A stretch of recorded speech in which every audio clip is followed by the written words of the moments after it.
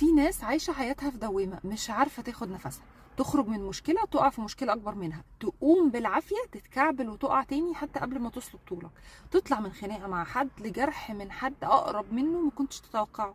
لو ده بيحصل لك خليني أقولك خبر حلو، إن ده لا حظك الوحش ولا الدنيا معنداك.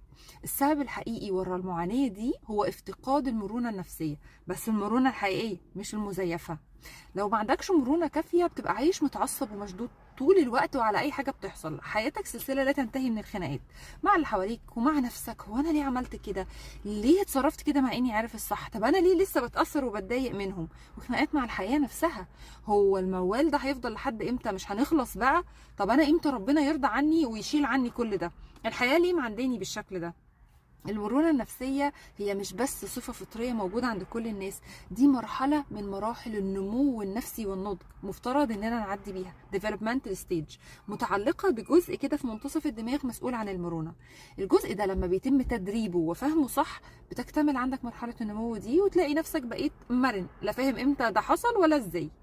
زي البيبي كده في اول اسابيع من عمره هو بيعتمد على الرضاعه بس، لان في جزء من جهازه الهضمي لسه ما اكتملش نموه. بعد شهور النمو ده بيكتمل اوتوماتيك وبيقدر ياكل وينوع الاكل ويتمزج. ده اللي بيحصل عندنا لما الجزء المسؤول عن المرونه في دماغنا بينضج. بنلاقي نفسنا بنستقبل الامور اهدى، تفكر بشكل مختلف، حاسس بوسع وبراح نفسي ما حسيتش بيه قبل كده. المرونه الحقيقيه مش المزيفه هي لا استسلام ولا ضعف. المرونة هي القوة اللي بتخليك تقوم من كل وقعة أقوى وأنضج وأكثر براحة. ويهمني أسمع كمان منكم، في رأيكم أنتوا إيه هي المرونة الحقيقية اللي محتاجينها؟